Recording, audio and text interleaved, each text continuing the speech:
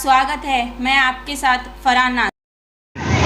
ಕರ್ನಾಟಕ ರಕ್ಷಣಾ ವೇದಿಕೆ ನಮ್ಮ ಬನ ವಿಜಯಪುರ ಜಿಲ್ಲಾ ಘಟಕ ಈ ಮೂಲಕ ತಮ್ಮಲ್ಲಿ ವಿನಂತಿ ಮಾಡಿಕೊಳ್ಳುವುದೇನೆಂದರೆ, ವಿಜಯಪುರ ಜಿಲ್ಲೆಯಲ್ಲಿ ವನ ದ್ರಾಕ್ಷಿ ಬೆಳೆಗಾರರಿಗೆ ಆಗತಕ್ಕಂಥ ಅನ್ಯಾಯ ಮತ್ತು ವನ ದ್ರಾಕ್ಷಿ ಸಂಗ್ರಹಣೆ ಮಾಡಿ ಗೋದಾಮಿನಲ್ಲಿಟ್ಟಿರ್ತಕ್ಕಂಥ ರೈತರಿಗೆ ಒಂದು ನಿಗದಿತ ಬೆಲೆ ಕೂಡ ಬರ್ತಾಯಿಲ್ಲ.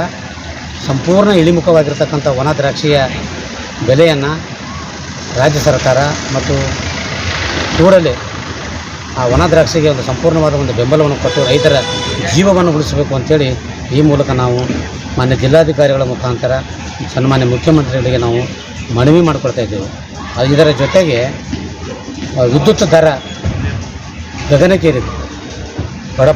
ಬಡ ಕುಟುಂಬಗಳು ಕೂಡ ಇವತ್ತು ಈ ಮುಂಚೆ ಕೊಡ್ತಕ್ಕಂಥ ವಿದ್ಯುತ್ತಿಗೂ ಮತ್ತು ಇವತ್ತಿನ ವಿದ್ಯುತ್ತಿಗೂ ಬಹಳ ಅಂತರವಾಗಿದ್ದರಿಂದ ಆ ವಿದ್ಯುತ್ ಪಾವತಿ ಮಾಡಲಿಕ್ಕೆ ಕಡು ಬಡವರು ಹೈರಾಣಕ್ಕೆ ಬಿದ್ದಿದ್ದಾರೆ ಅಂತಕ್ಕಂಥದ್ದು ಕೂಡ ಇವತ್ತು ನಾವು ರಾಜ್ಯ ಸರ್ಕಾರಕ್ಕೆ ಮನವಿಯನ್ನು ಮಾಡ್ತಾಯಿದ್ದೇವೆ.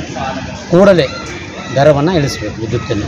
ಮತ್ತು ಗ್ರಾಮಾಂತರ ಪ್ರದೇಶಗಳಲ್ಲಿ ತೋಟಗಾರಿಕೆ ಬೆಳೆಗಳನ್ನು ಮಾಡಿಕೊಂಡಂಥ ರೈತರಿಗೆ ಆ ವಿದ್ಯುತ್ ಸಮರ್ಪಕವಾದಂಥ ವಿದ್ಯುತ್ತನ್ನು ಕೊಡ್ತಾಯಿಲ್ಲ.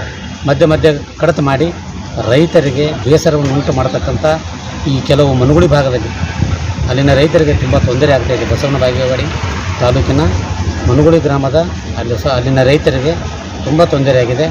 ಇದನ್ನು ಕೂಡ ಸಂಬಂಧಪಟ್ಟ ಅಧಿಕಾರಿಗಳು, ಹೆಸ್ಕಾಂ ಅಧಿಕಾರಿಗಳು ಸರಿಪಡಿಸಬೇಕು ಅಂತೇಳಿ ಇವತ್ತು ನಾವು ಕರ್ನಾಟಕ ರಕ್ಷಣಾ ವೇದಿಕೆ ಮೂಲಕ ಇಡೀ ನಮ್ಮ ಜಿಲ್ಲಾ ಪದಾಧಿಕಾರಿಗಳು ಇವತ್ತು ರಾಜ್ಯ ಸರ್ಕಾರಕ್ಕೆ ಮನವಿ ಮಾಡಿಕೊಳ್ತಾ ಇದ್ದೇವೆ. ನಾನು ಶಿವಸಾಮಾನ್ಯ ಜಿಲ್ಲಾಧ್ಯಕ್ಷರು, ಕರ್ನಾಟಕ ರಕ್ಷಣಾ ವೇದಿಕೆ, ವಿಜಯಪುರ.